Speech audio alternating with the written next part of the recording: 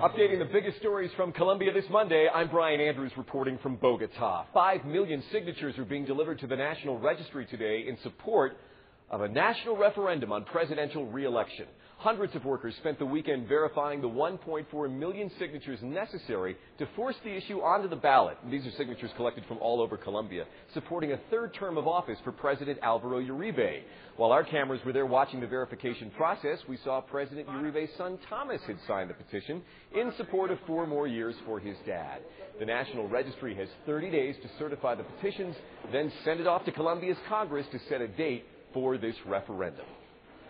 Now a massacre in the mountains of Cauca. A group of farmers on their way to a football game when guerrilla fighters come out of the hills, stopped the SUV the farmers were in, and started shooting. Spent bullet casings litter the dirt road where the killings took place over the weekend near the town of El Tambo, an area full of coca and poppy crops. The murdered farmers were from Popayán and El Tambo, and they were on their way to play a soccer game when police say a group of guerrillas forced everyone out of the SUV onto the dirt road and then shot each one of them execution style. Police say among the dead were 2 farmers allegedly engaged in drug trafficking. Authorities believe the guerrillas involved are affiliated with the ALN, Colombia's other major rebel group, and may control drug production in the region. Colombia's trucker strike continues to be stuck in park for the 12th straight day. Negotiations to end the trucker strike are ongoing, but really not going anywhere. Truckers are upset with their pay, which is regulated by the government. They say it's not in line with rising fuel and toll costs. 5 people were arrested in the town of Tuluá over the weekend for violence in connection with the strike, for trying to intimidate truckers not to drive. Meantime, Colombia's ministers of transport and agriculture say security will be provided for caravans of truckers who wish to work in spite of the strike. The strike sure stinks for Pacific fishermen in the port city of Buenaventura. They say they've lost about 15 millones de pesos since the strike started, and they've been watching as more than 600 tons of their fresh catch has spoiled, not making it to the market in time for sale. In Norte de Santander, residents of the town of Pamplona say they're receiving outrageously high gas bills, and they want something done about it. They took their frustration to the streets to let Gases del Oriente, the local gas company, know just how angry they are. They say they're getting bills for 260,000 pesos when their bills should just be 20,000 pesos, or about $10 a month. No comment from the gas company. Bogota wrapped up celebrations for its 470th birthday Sunday, and Medellin said farewell to the annual Feria de las Flores. We begin in Bogota, where there was a huge parade down La Séptima. Take a look. Lots of colorful costumes as people marched down Bogota's main avenue as part of this very special festival called the Festival de Verano. The theme was Bogota then and Bogota now. Take a look. Pretty cool. Now we take you to the Plaza de Toros, where young matadors showed off their talents in the bullfighting ring. This was part of the final performances of the summer festival. And as you can see, the crowd loved it. Now we're going to take you to another special part of Colombia. It's called Medellin and the Chivas. What are Chivas? Well, it's a party bus. You get on, you have a couple of drinks, you dance, you scream, you yell, and you drive all over Medellin. It's a lot of fun.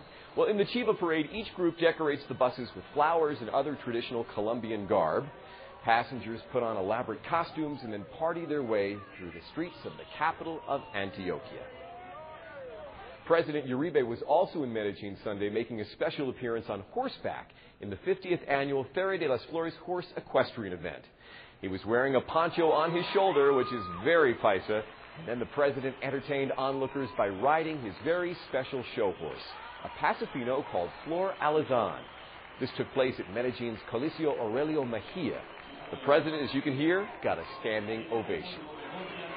If you're fast at peeling potatoes, making arepas, or chopping wood, then you needed to be in Trujillo Valle del Cauca this weekend. The city celebrated El Día de los Campesinos, or Farmers' Day, with their annual contests. They had the peel the potato race. They also wanted to see who could make arepas faster than anyone else in town.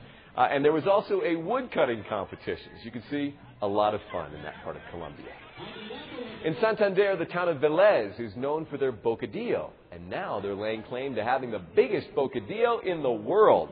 Lots of guayaba used to make this traditional Colombian dessert. It's very sweet and tasty. They say the mega bocadillo weighs in at 1,000 kilos, so everybody grab a fork and a knife because you're in for a treat. If you like what you see here on the English version of RCN News, then you'll love the new Facebook fan page. We have a brand new fan page on that site to talk about Colombia's news in English. So if you're on Facebook, please join the RCN News in English group for a lively discussion on what we're doing here in Bogota. Or if you can't figure out how to do it, no problem. Just add me as a friend on Facebook, and I have directions on my page. We are going to leave you right now with proof that no matter what hand you are dealt in life, you can still do exactly what you love if you try. Ronaldo Ojeda is proof of that, showing off his salsa moves at El Parque El Renacimiento in Bogota this weekend. I'm Brian Andrews. That's RCN News in English, Colombia for the world.